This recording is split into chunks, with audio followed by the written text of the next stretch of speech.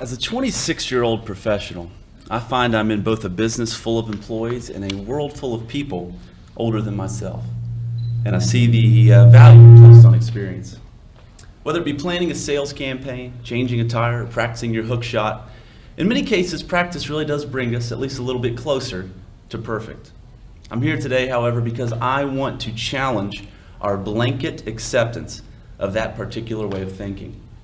Today, many of our best and our brightest college graduates are leaving the great state of West Virginia. And they aren't just walking out the proverbial door, they're sprinting. Now, why is this?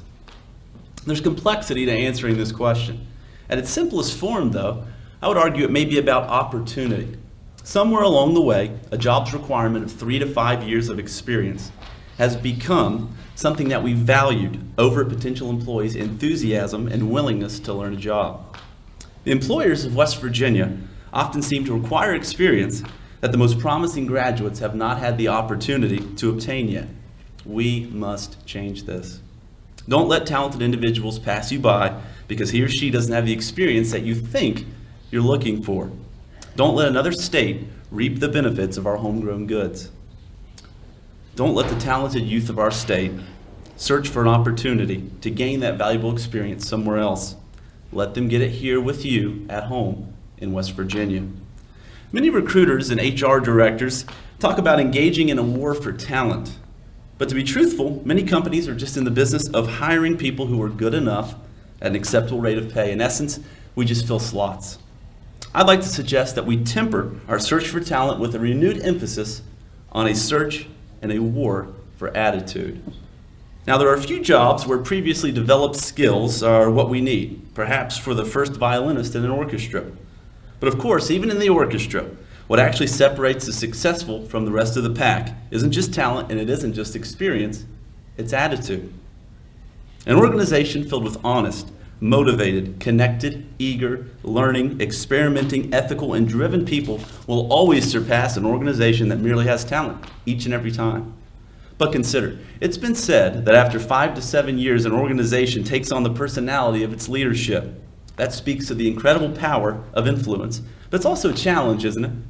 Our schools will become like the teachers, principals, and administrators that fill the hallways. Our businesses will mirror the level of ethics and drive and community service modeled in the upper offices of management. Our politicians will set the tone for how we see ourselves within the common community known to us as the Mountain State. This law of influence could be considered a bit terrifying, but I'd actually suggest it's kind of exciting. If we as employers and as leaders of the state of West Virginia model the West Virginia that we want to see, we may well have more of an impact on the future of our state than we even realize. But we have to give the youth of our state a chance, and we simply have to hire them. So yes, we ought to replace our war for talent with a war for attitude, but perhaps we should start with our own attitudes. The linear path from school to work to retirement is no longer a given. Young adults are starting work later and earning less money than previous generations. Consequently, they're living with their families longer, they're delaying marriage longer, and they're delaying having their own children. The job numbers are sobering.